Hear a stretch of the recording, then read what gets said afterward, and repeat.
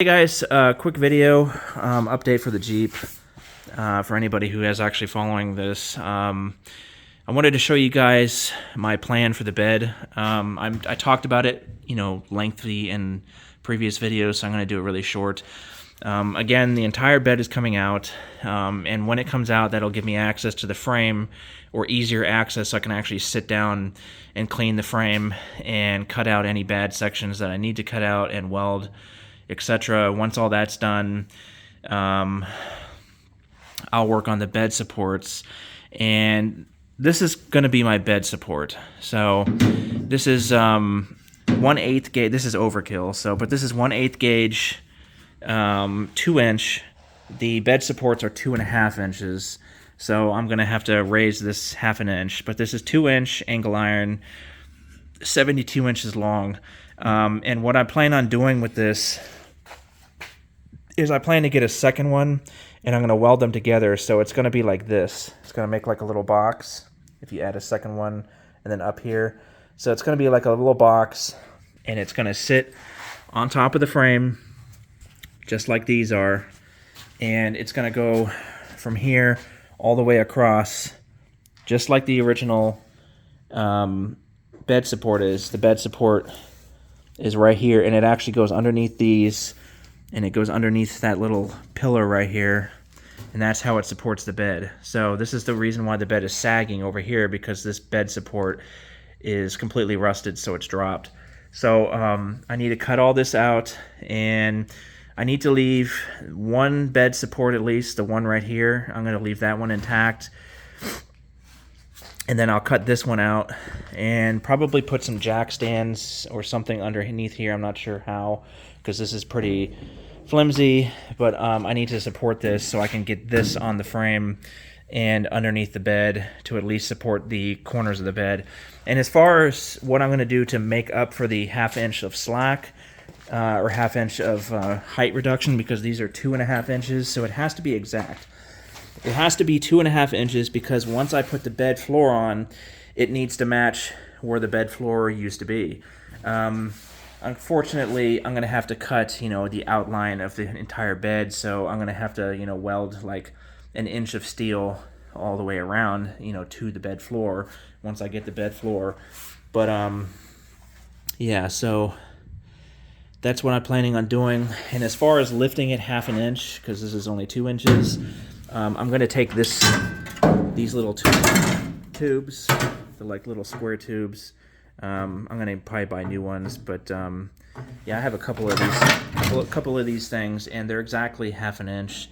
So if I take a couple of these, weld them to the frame, and then set the bed support on top, it'll be exactly 2.5 inches, and that'll be perfect and make it line up with where it's supposed to line up to the truck cabin.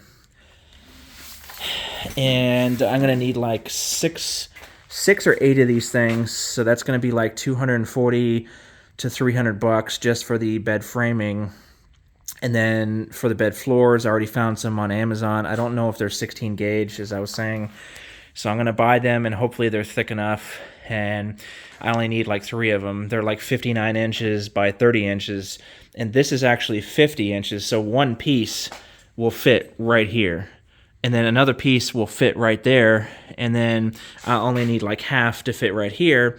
And then for the corners, I'm just going to use flat steel, just like Jeep did, because Jeep welded flat steel, flat, and flat into the corrugated bed. So that's exactly what I'm going to do, the same exact way Jeep did it. And trust me, guys, this thing is going to look good when it's done. It's just going to take many months. So one unfortunate thing is, even though the cabin was in great shape, minus the floorboard, I did find something the other day which really sucks. I didn't pay attention to this, and this actually is rusted. I started poking in here, and yeah, unfortunately that really sucks.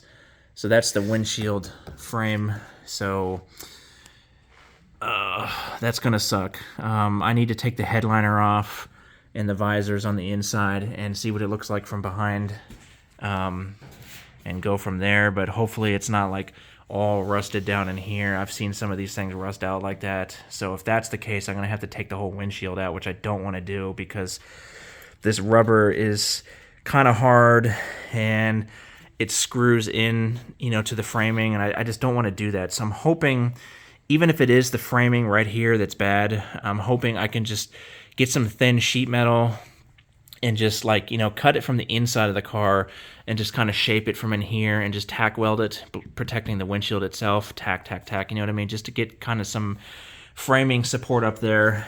And as far as the rust right here, same thing, cut it with a Dremel, maybe put some thin sheet metal and just, you know, tack weld. I don't know. We'll see what's going to happen. This is going to be a project way down the road because I'm not too worried about this right now. That's like on the back burner. That's not important. I just want to get the bed going, the Jeep running, and some new tires, some new leaf springs, and then actually be able to drive this thing. So, and as far as the carburetor goes, I got a gallon of gas and I put it in the inlet line, and I actually found out that somebody wired an electric fuel pump down there inside the frame, and they actually like just plugged it into the fuse panel with no fuse, so it's just like running on 12-volt ignition, which means when you turn the key you get power to whatever has 12 volt and for ignition, and it runs the electric fuel pump, but there's no fuse. So like, that's retarded. I have no idea why they didn't put a fuse. Somebody actually cut the line right here. I actually just put a quick disconnect on there. So the electric fuel pump does work. I tested it. And the mechanical fuel pump actually works. So I don't know why somebody put an electric fuel pump in line with the mechanical fuel pump. That makes no sense, because the mechanical fuel pump, it like shoots gas in spurts. The electric fuel pump kind of like dribbles. That's how the way they work. And anyway, I found that the fuel line, the metal fuel line that runs them down here, that kind of like snakes up in here, was actually cracked somehow. From rust maybe on the inside, I don't know, but that was leaking fuel, so I had to cut that off and then run the rubber line from here over, which is okay, but when I get an inline fuel filter, I have to figure out how to do that right there. So because normally the fuel filter would be sitting straight, not curved like this. After I did that, I disconnected the fuel line and plugged it up to this bottle, cranked the engine until the battery was almost dead actually, and it was just shooting out like liquid. It looked like oil. It was like, here's actually the leftover of it. So that bottom stuff down there, the water and like oil that's mixed into the fuel or water or whatever that gunk is, that whole cup was black. And this is actually the second go around. So this is just like nasty, rusty water / old fuel. I got out of the fuel line. Now it's squirting clean fuel. So the fuel lines are clean again. I'm still need to put an inline fuel filter in there though, because I'm sure some more crud is going to come off the lines on the inside. I took off the check valve. I think this is a check valve. It was all rusty and crusty. No fuel was getting through it. I cleaned it.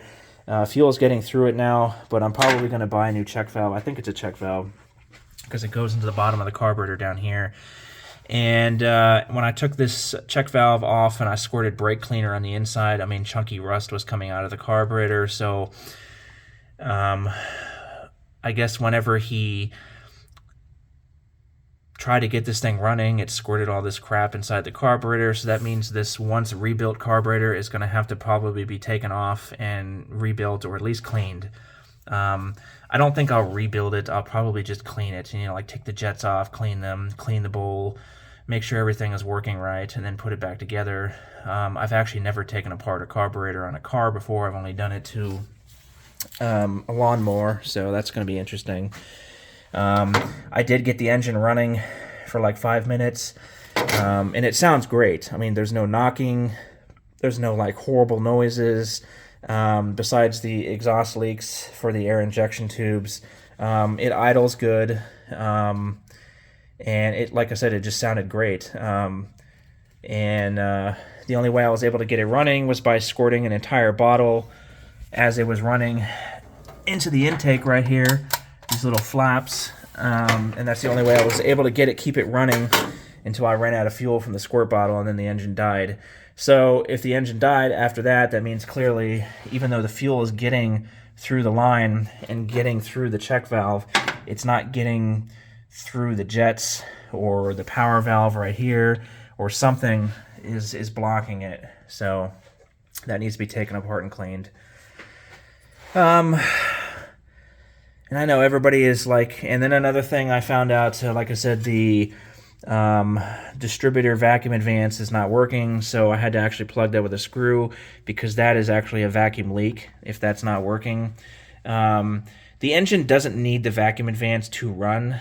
It just needs it to run good when it's driving. So for now, I'm not worried about that. Everybody on the forums is telling me just get a new distributor, like a upgraded, whatever, better distributor, because this distributor apparently was only from 75 to 77, and then Jeep changed to a Ford type distributor. But it works.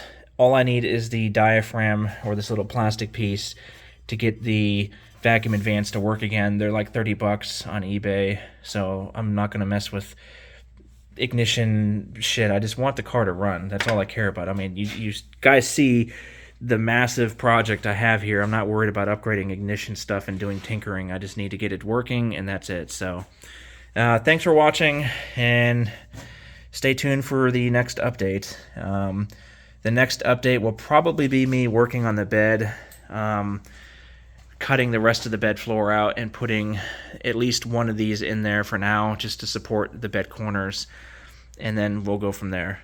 Thanks for watching.